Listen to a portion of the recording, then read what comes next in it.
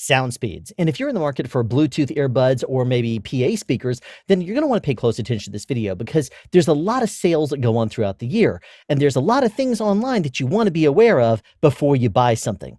So in this video, I'm going to be covering a lot of things that you're going to want to contemplate and think about before you buy something. So for starters, let's go to Amazon and do a search for something like, let's say, Bluetooth earbuds. And believe it or not, I have not looked at this before this video. Now, as I'm starting to go down, there's one or two things that are going to stand out to you. Number one is the rating. Something like this right here for $50, you have to consider the rating. And most of the time, that rating has certain things built into it. For example, the price. If it's too cheap, but it sounds good, people are likely to rate it higher simply because it is a good deal for the money, especially if it has a lot of features in it. But if it doesn't have a lot of features, but it just sounds incredible, then that could also be a reason why it would have the same rating. Even though it lacks those features, it is still something to consider. Now, those ratings are something to definitely consider because you might not be familiar with these brands. And if you're not familiar with the brand called Bass, which I'm not, or Tozo, which I'm not, or Let's Calm, which I'm not, then one of the things you have to consider is those ratings right there. And if you go over here to sort by average customer reviews, it's going to show you which ones have the best ratings. And if you 86 the top selections, which are usually something sponsored or whichever ones it's wanting you to see under certain price ranges, then if you go under here, for example, this right here has a 100% 5-star rating, despite the fact it's $40 and it's Bluetooth 5.0, noise canceling, deep bass. Geez, if I were in the market for some earbuds, I might consider this, even though I'm not familiar with the brand. 1,124 5-star reviews is quite a bit of goodness there. And most of the time, you don't run into that many. If it's a 5-star review, typically it's more like this. You might have 20 of them or 14, because as you start to go higher and higher, like 77 in this case, you're going to start to get a few 1 or 2, maybe 3s or 4s in there, which are going to drag it down. But something like this, that's pretty feature oriented, I guess it is. I mean, 100% within 60 minutes, fill out the battery, 300 milliamp hour battery, 33-foot range. That means it's Bluetooth, and for up to 5 hours continuous music and 2.5 hours with 2. So it's got a pretty decent looking spec to it, and it's Bluetooth 5.0. And for $40, you can expect to find a lot of the reviews down here are things like, wow, these things look great and they sound great too. Look at all the features that these things have. And I've tried other products very similar, but they're not going to sound nearly as good. And being that it is a 5-star review, it means to me that that is probably a pretty good deal. Now, if we were to look for something else, and maybe we were looking for perhaps the best on Amazon. Let's say you did a search on, Amazon for a Bluetooth and you sorted instead by price. You could end up with something along the lines of this by a brand called Zoe, which I've never heard of. But for $3,000, you would expect it to be a pretty good quality earbud. But then if you look at the specifications here, it says, okay, same 33 feet. Top quality, CVC 6.0 significant noise reduction technology. Okay, here's where I'm going to pause for a second and remind you that I've done a video called Beware OEM. In that video, I talk about a bunch of different products that can make it to America from China and how you have to be aware when buying those products, because they are something that you need to be aware of because they could seem like they're much better than they really are. And quite often, the same product is packaged up under a different brand name because someone else is going to be selling it. And as soon as you buy it, you might not have a warranty. Or if you, for example, have a problem with it, they may say, fine, send it back to us and we'll send you another one. To China? The shipping from America to China would be $70, $80. And if you spend $100 on 10 microphones, for example, or let's just say you buy one microphone for 10, then you're not going to want to spend that much money to ship it back to China. But I'm not going to go into a whole lot that I covered in that video, but watch that video right there if you have not yet watched it, because it's going to explain a lot of the background regarding some of this kind of products that you might find. Now, I'm not, again, familiar with the Zoe Bluetooth earbuds. But what I can tell you is that when you're looking at it, the specifications don't look like anything I'd write home about. Bluetooth 4.0, CSR technology, 33-foot range. It's a state-of-the-art headphone design. Okay. Well, let's go through a couple of the pictures here. Okay, so it kind of moves around a little bit, pressing. But one thing that's standing out to me is that there's only 6 left in stock, sold by somebody in China who's doing fulfillment through Amazon, which means that you can send a whole bunch of these to Amazon. They will stockpile them up, and as soon as someone buys it, Amazon will ship it for you, and they get a cut of the profit, and you get a cut of the profit. So it saves Chinese companies from having to, for example, ship something that could take 4 or 6 weeks from China. They can also save money on shipping, send it over to Amazon, and have Amazon fulfill it for them. Now, as you're going through this, there's a bunch of things I want you to take note of here. For example, there's nothing really high-tech or anything that looks, 33 font range. I think they mean 33-foot range because it even says it right over here. But typos are a big indicator of lack of quality, as is the fact that there is no ratings for it. Now, I do want to also point out one thing. Quite often, if you were to click on this right here, it's going to bring up all the different products by that manufacturer. And if you look at these, the prices are not anywhere near, well, there's the $3,000 one for you, but you're looking at this and thinking, I've never heard of this brand, anti-shock and anti-fall. Anti-fall earbuds? How do they not fall? I don't know. I'm not going to even question it. But what I will point out to you is that if we go back for a second, those earbuds right there in the exact same kind of formatting in these pictures, if you notice them on the side, are exactly the same as you would find for $80. Same exact brand. Look at it. Same brand. It's just a different picture that I have up right there. And it's written differently. Chances are, if you spend $3,000 for earbuds, you're going to be more interested in things like advanced technology without knowing the specifications, top audio quality, superior IPX7 waterproof design. But if you look over here, it's the same IPX7 waterproof design. It's the same exact everything. It's just not mentioning it. But even look here, the specifications are the same. The pictures are the same down to the 33-foot range. How awesome is that? Now, if you further look on Amazon, you are going to find this particular product with the same exact pictures and everything yet again. And by the way, notice that there's for $80, there are no buyers that have any kind of review that they're offering here. There's no customer reviews, no ratings at all. But if you look again, there is the exact same thing yet again for $39.99, which is half the price. But notice that now it is under a different brand name. So it could be the same company. I mean, if you look at it, the write-up is the exact same. Watch the price here shift back and forth between these two. Nothing is changing. Down to, it's written right here in a typo. So as you scroll through here and look at it, the write-up is the exact same. So if I were interested in a product here, I would pretty much assume that Z is the same as Zoe. It could be a typo. It could be the same exact brand, but being sold as a different brand for Amazon. And notice also it is being drop shipped by a different company. So if you want to look at all the different brands, Xing Zia Guang, and sorry, I'm butchering these, and Zhao Jian Jun 888 and Xing Yang Lu 160H, all fulfilled by Amazon. So you would get it under your Amazon Prime delivered within a couple of days. So you may look at it and say, these are more or less the same product. Well, they probably are. Even here, it says upgraded. So it's kind of funny that you get the $3,000 model, which is not upgraded, the $80 model that's not upgraded, and the $39.99 upgraded model, which has, it looks like a little bit better battery life. Oh no, I see what it is. It is not Bluetooth 4.1. It is Bluetooth 5.0. But if that's the case, then this one should also be, say that it's upgraded too.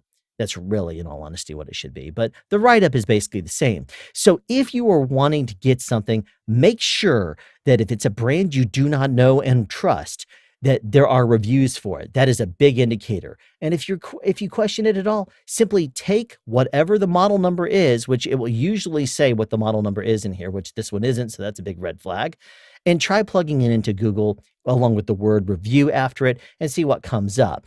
And also, another thing to keep in mind is that if you buy something like that, make sure you have a way to get it back. Since this is fulfilled by Amazon, you can return it to Amazon and they will process the return for you. If it's not and it's shipped from China, it could take over a month to arrive to you. And by then, you're going crazy saying, you know what, cancel the order. And they say, we've already shipped it. There's no way to cancel it.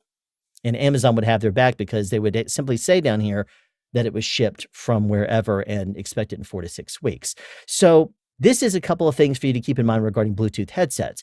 But as you approach the end of the year, or let's say there are certain events coming up, a lot of companies do sales. Black Friday is one. There's also for 4th of July, there's sales. There's also sales around the beginning of the year or around Super Bowl weekend. All these different sales are an opportunity for you to get a deal on something.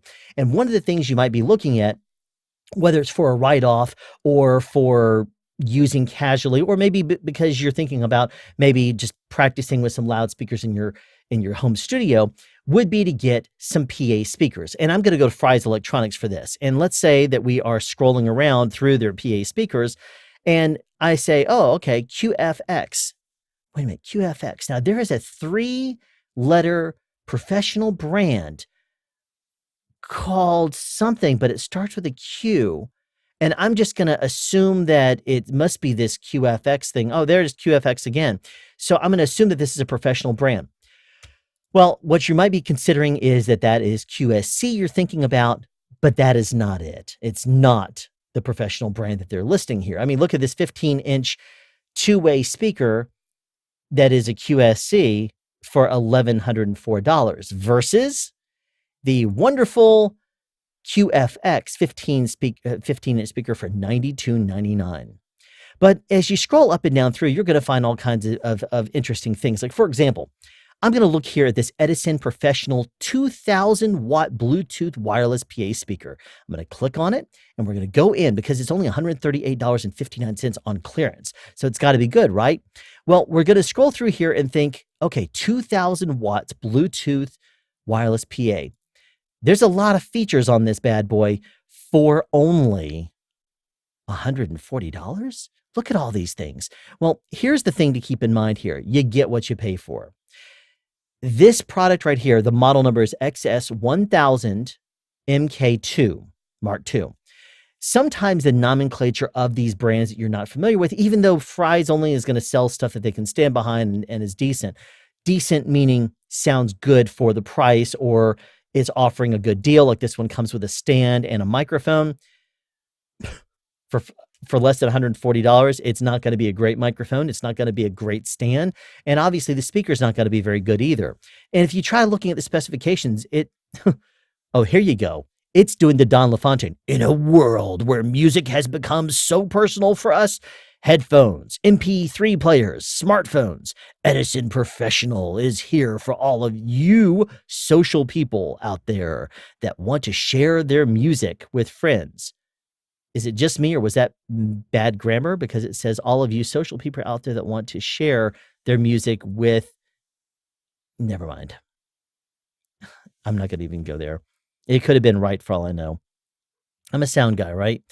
All right, so it's a 15-inch two-way active, meaning that it's powered, full range woofer, okay, not a active full range speaker. It says full range woofer and a 1-inch tweeter. The 1-inch tweeter is going to be providing everything that's not bass. Okay. Frequency range, 45 hertz to 18,000 hertz. Impedance is 8 ohms. 8 ohms means you cannot daisy chain it from one into another. Now it has Bluetooth connectivity, FM radio, USB input for thumb drive, MP3s, SD input for SD card, obviously, LCD screen, treble and bass control, and there's a lot of different information listed there. Okay, so for $140, this would look like a pretty good deal for a 2,000-watt Bluetooth speaker, right? All right, well, now let's get into it here. If you were to look at this speaker here, and then you were to, let's say, go to Edison Professional's website and look at their PA speakers here, you don't see the Mark II XS1000, you just see the regular. Now, I'm going to go ahead and click on the XS1000 and look at it. Notice it says 1000 watt high power lit PA. And the design is a little bit different. You see the little ports over here is a little bit different than the way they look here on the one on Fry's. That might be the reason why this is a Mark II.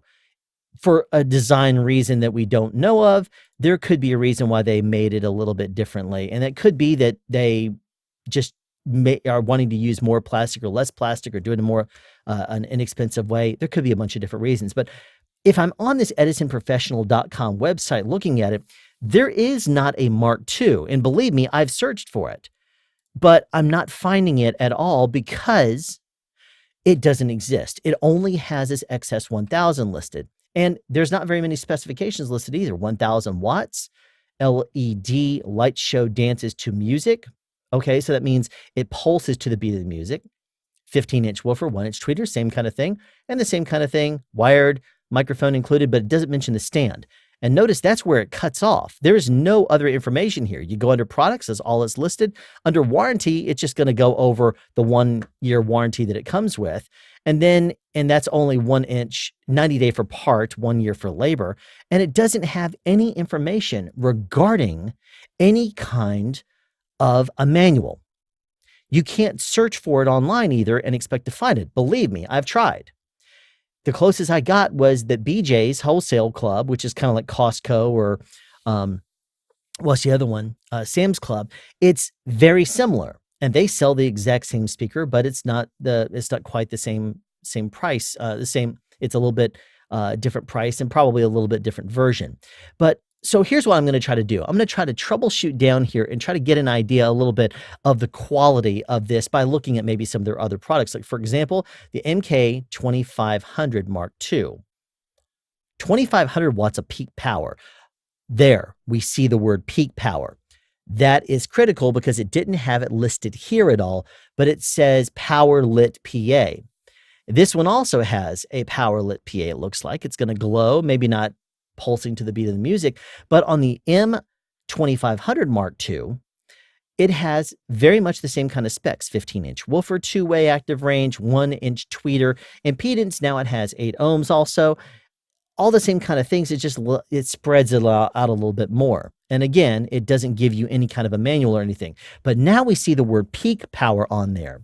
If you continue to scroll around looking through this Edison Professional, you're going to also come up with this speaker here.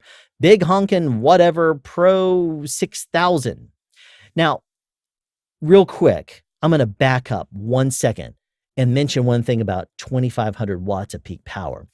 One of the reasons you know that is complete nonsense when it comes down to real power, like if you're thinking power in a speaker is the same as power coming out of your wall outlet, it's not. And the reason I can tell you that is because in your regular wall outlet in your house, you have approximately 120 volts.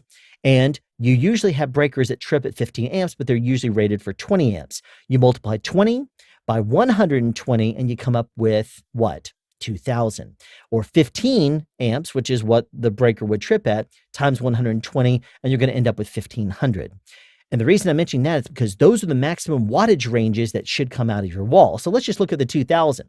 If you look at it as 2000 watts, must be a lot because it's a lot of power.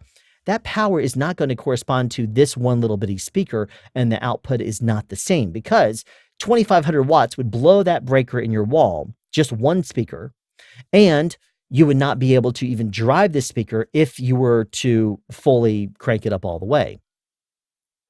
So it can't be accurate. Now, there are ways of cheating this 2500 watts and making it legit. And I'm sure that's what they're doing here because it's obviously a company that fries electronics, which is a very, very well-known, reputable company. And again, I don't know Edison Professional as a brand, but what I can tell you is from doing a little research around their different products, I'm going to see certain things I'm going to point out to you. And these are pet peeves because especially like approaching Black Friday and certain end of year sales, they're going to start advertising these and really pushing them out there and selling the fact that it's a light show and it's a speaker built in that you can use and it's a one-stop shop for 2000 watts or whatever. So let's go to this Pro 6000 Extreme Double 12-inch sound system. 150 watts peak dual 12-inch system with 150 watts RMS. So if it's 150 watts RMS, what that's telling me is average output is 150 watts. RMS stands for root mean square, which basically corresponds to the average amount that your speaker can output in power. Now, because this is a speaker with built-in lights and stuff like that, and it has all these little buttons and stuff on there, you're assuming that you're getting a deal and a lot of features, and you are. But keep in mind that 1,500 watts of peak power is also being split between the speakers and the little light show and integration. And also keep in mind here that whatever the price is of this thing, it's not going to have a lot of value built into the quality of components. I'm not saying it's garbage, but what I am going to say is that professionals most likely would never use something like this either in playback at a motion picture or when doing a DJ type environment setup. The reason why is because this is, it doesn't look like what a professional would use. I mean, it's doesn't need to have all these different features in there. It's cute, it's gimmicky, I get it. There's handles on the side, there's ports on the front, dual 12-inch with 1,500 watt peaks. If it's only 150 watts RMS in your speaker output, then you have no idea how loud it's really going to be, what quality there is going to be there. Now, let's just sidestep for a second. Let me point out a couple of things. If you look online, a lot of people are going to tell you that if, for example, you look at 100 watts of power corresponding to, let's say, 100 decibels. If you look at that right there as a specification, if you want to, and real quickly, if you watch my video on adding decibels, you'll understand a little bit more about what I'm saying here. But if you were to want to increase it by 3 more decibels to make it 103 decibels output, then you're probably going to have to increase the power by double. So make it 200 watts instead. Double the power again to 400 watts, and you're going to get to 106 decibels, and so forth. So the fact that this is only 150 watts RMS tells me that it's not going to be very loud. And if we go to our decibel equivalent, 100 watts, for example, and let's just call it 110. Car stereo with 2 6x9-inch speakers and 100 watts. And that's and 100 watts would be normal average car or house stereo at maximum volume. So that's not overly loud. So if you're trying to use this in some sort of a DJ capacity, even 2 of them, just because it's a one-stop shop for a light show and a speaker, you're probably going to be fairly disappointed. Now, real quick, I've already mentioned the fact that the light show is built in, and you have to consider all of that into this power performance. A lot of pro speakers, if you are talking about top-notch speakers, then it could be that 2,500 watts of peak power could mean that it's about half of that, or maybe a third or a quarter of that is what the RMS is. Now, when you're talking about active speakers, now, actually, before I get into that, the reason why that is because if it's a passive speaker, you have to match it with an amplifier to drive it properly. And you don't really need to worry about a speaker being damaged from underdriving it as much as you do if you overdrive it.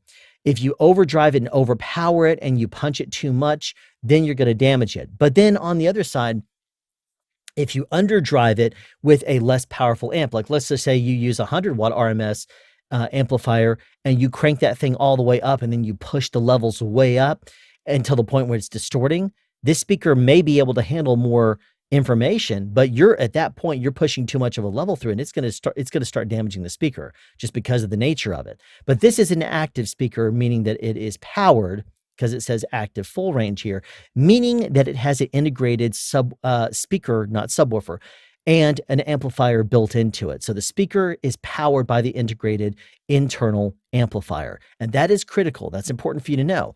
And the reason why is because unlike a USB microphone that is a one-stop shop that includes the microphone and the audio digital converter, and then you go out via one cable, an active speaker is great if you were to deal with mobile DJs or something like that, because you simply can run a speaker someplace, plug it into a wall, and then another speaker would plug it into a wall someplace else, or maybe even just plug it all into where you want. But the cool thing about it is if, for example, you want to have multiple speakers at multiple different ranges, you could take something like a wireless speaker, or you could take a speaker such as this, remote it out 150 feet, use a wireless transmitter to hop to that speaker, and all you have to do is put it against a wall and plug it into a wall. You don't have any cables running to it. So that's a really cool thing that really comes in handy when you're dealing with these kind of speakers.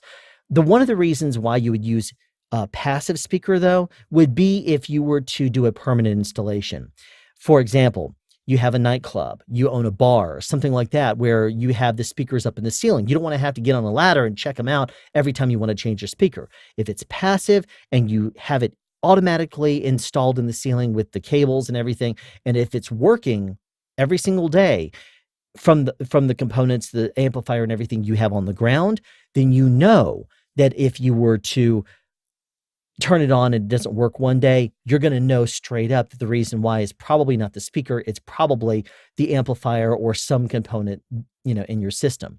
And you could troubleshoot it a lot easier than having to go up to the top of the speaker, say, okay, is the DSP not enabled? Is this, not working? Is the bass down? Did it come unplugged?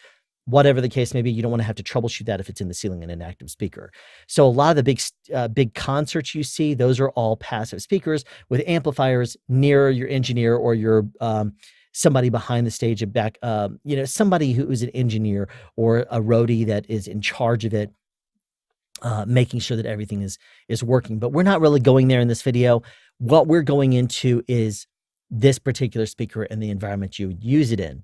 So if this is 2,500 watts of peak power, chances are it's going to be, because it's a more discount product, more along the lines of about an eighth of that is the real power output you're going to see. So you're looking at maybe about a 200 watt RMS speaker. So it may be able to take a maximum of 2,500 watts of peak power, but then also you got to keep in mind that power is being split to the light show too. So some of that is going to be swallowed up simply in the light show, and you're never going to see it in your speaker and your power output. Now, just like with microphones, there are components and specifications in there more important than others. And yes, it's going to mention your impedance and your frequency range and whatever else. But the main thing on your speakers that you want to look for, because you're not going to know the quality of the components there until you listen to it. Just like with a microphone, unless you listen to it, you're not going to know how that microphone sounds, regardless of what the frequency response is or the sensitivity or any of the components. You're not going to know how it sounds until you listen to it. The same kind of thing happens on a speaker. But one thing you do want to look for is quality of components. It's not bragging about anything. It simply says a 1-inch tweeter, 15-inch woofer.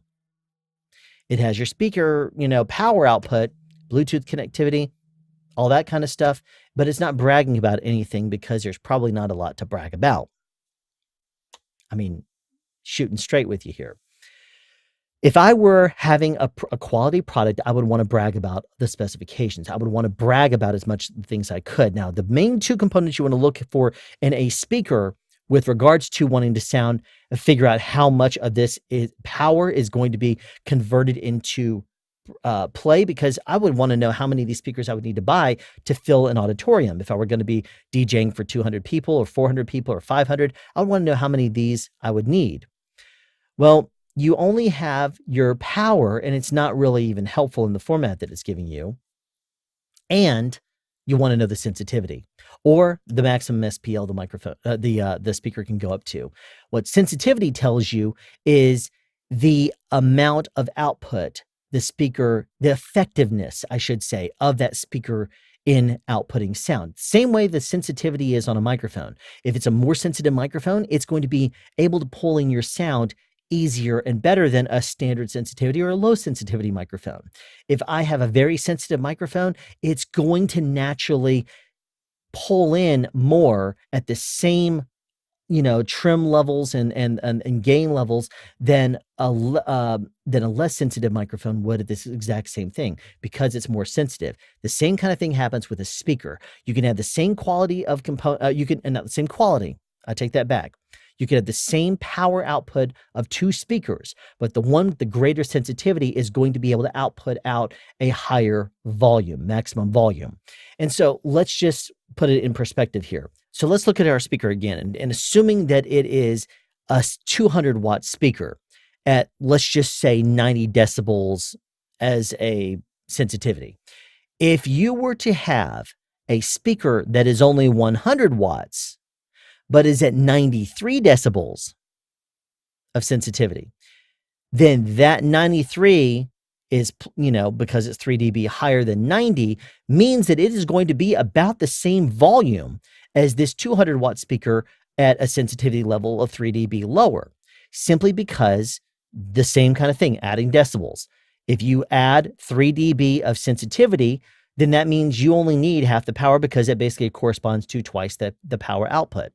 There you go.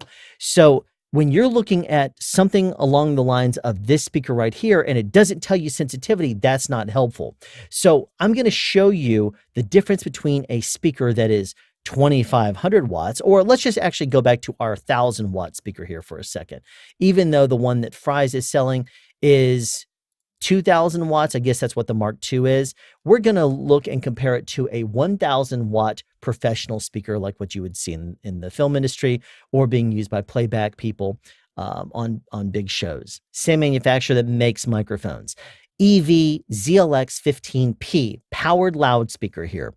Notice it's 1,000 watts. Class D, I don't even know what that means because I'm not a speaker expert. But notice here it says 127 decibel max SPL. It tells you that in the specifications at the very beginning of it. It tells you the frequency range, a 15-inch woofer, 1.5-inch high-frequency titanium compression driver.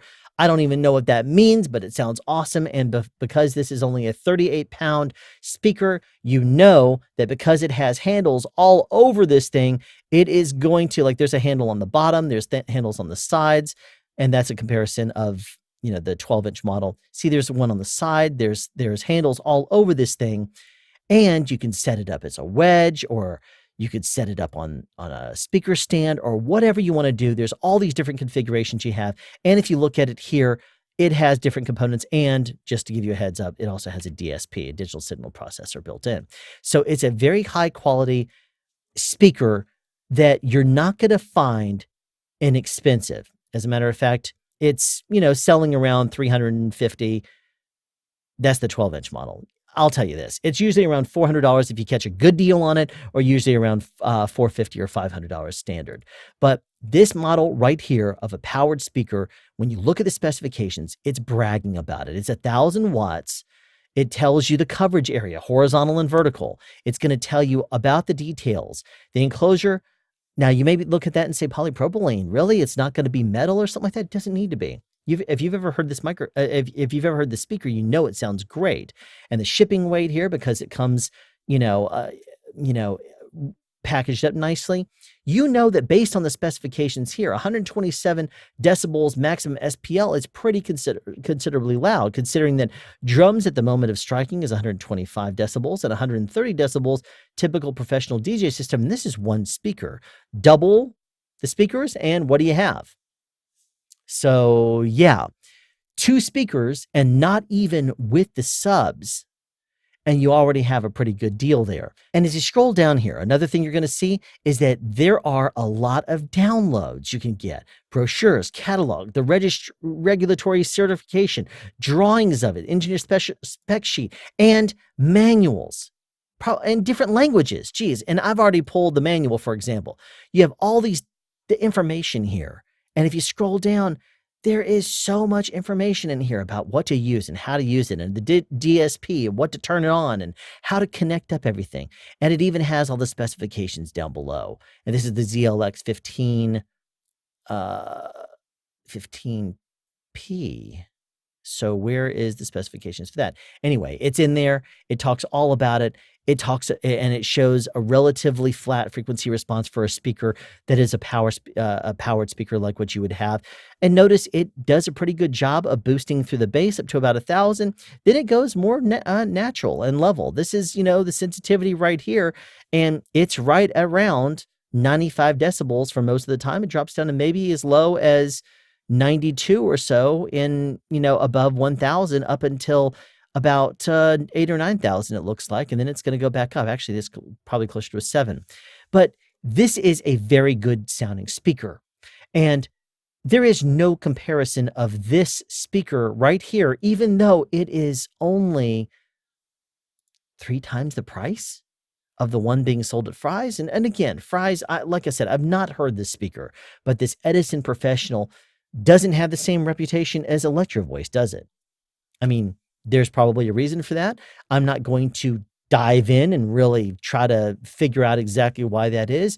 But what my point here is when you're looking at speakers and you're looking at buying something like that and as an investment, you want to keep in mind that there's a lot of design that goes into it. And you got to really look at the specifications of what it's telling you and what it's not telling you. If it has something like a light show built into it, then it's going to be sucking out some of that power. So don't just look at it and say, my speaker system is louder than yours because it's 2,500 watts. I used to have a pro level DJ system with subwoofers and full range 15-inch dual speakers, and the whole thing was crazy. And it was only 3,000 watts RMS. But I'll tell you this, I never took it full volume in any environment I ever did. The loudest I ever took the subs, which were OAP FH118s, those I only ever took up to about 5 out of 10. And at that point, it was knocking out the ceiling tiles. And it was like raining powder from the ceiling tiles, shaking around and dropping out crumbs or little particles from the ceiling tiles. It was extremely loud. So my point here is, if you get a good quality system, it's a lot better to get something that is not a one-stop shop in the world of speakers.